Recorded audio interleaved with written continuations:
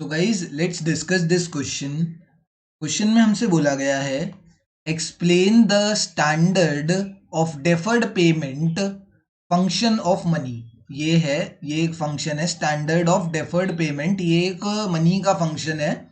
इसके बारे में हमें बताओ, इसको एक्सप्लेन करो। तो सर ने हमें बहुत सारे फंक्शंस ऑफ मनी बताए होंगे, प्राइमरी फंक्शन भी बताया होगा एंड सेकेंडरी फंक्शंस भी बताए होंगे।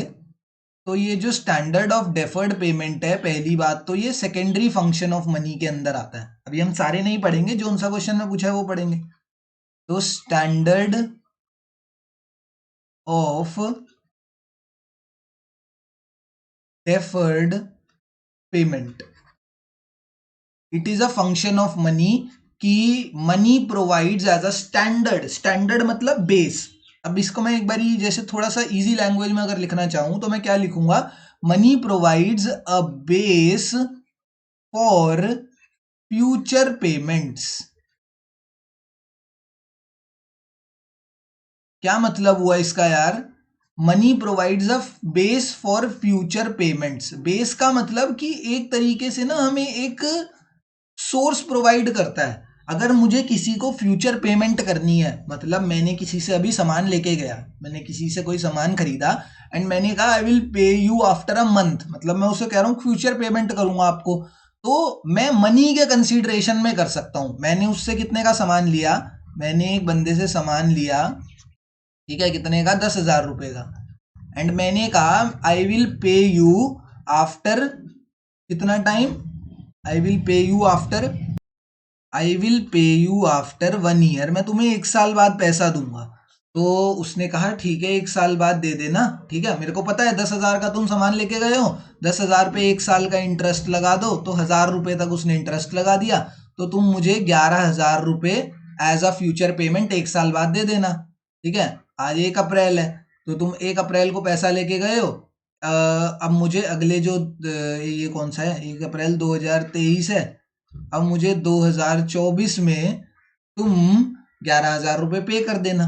तो बस ये क्या हुआ, ये कैसे पॉसिबल हो पाया, ये ट्रांजैक्शन जो है, this future payment is possible because of money. मतलब हमने जो अपना सामान था, we could measure our good in terms of money, इसीलिए हमने फ्यूचर पेमेंट के लिए एक अमाउंट डिसाइड कर पाए, एक स्टैंडर्ड डिसाइड कर पाए कि हमें कैसे फ्यूचर पेमेंट करनी है। फ्यूचर जो हमारे ऊपर लाइबिलिटी आई हुई है, हमने जो गुड खरीदा है, लाइबिलिटी आई हुई है, उसको पे ऑफ कैसे करना है। तो वो कैसे हो पाया, जब मनी का इन्वेंशन हुआ।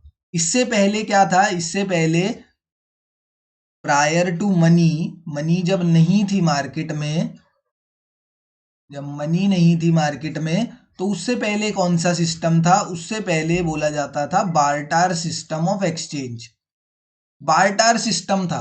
बार्टर सिस्टम में मैंने तुमसे गुड लिया, गुड की कोई वैल्यू ही नहीं है, गुड मुझे पता ही नहीं 10,000 का है 20,000 का है। हम तो क्या करते थे, ये मैंने गुड एक्स है, यहाँ पे गुड एक्स लिया है, तो मेरे पास क्या होता था,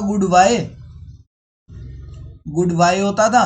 मैंने गुड एक्स लिया, तो मैंने गुड वाई यहाँ पे इसको दे दिया एंड यहाँ पे ट्रांजैक्शन कंप्लीट हो जाता था। अब ये मेरे से कह रहा है कि तुम मेरे से गुड एक्स लेके जा रहे हो और मुझे बाद में गुड वाई दोगे, तो उसकी कंसीडरेशन क्या होगी, ठीक है, कि मतलब गुड एक्स तुम ले गए एंड तुमने कहा कि आई विल पे यू बैक। अब पे यू बैक तो करोगे, बट किस किस अमाउंट, मतलब यहाँ पर कंसीडरेशन कहाँ है कि क्या पे ऑफ करना है, कंसीडरेशन तो है ही नहीं। तुम चलो सामान ले गए, ठीक है, बाद में तुम पे ऑफ करने के लिए भी कह रहे हो, बट कंसीडरेशन क्या है, कितने पैसे दोगे, कितना कितना अमाउंट, कितनी वैल्यू, कितनी कंसीडरेशन है इस गुड की, वो मेजर ही नहीं हो पाती थी। ठीक है, कब नहीं हो पाती थी, बार्टर सिस्टम के केस में। ये चीज कब पॉसिबल हो पाई, इन केस ऑफ मनी।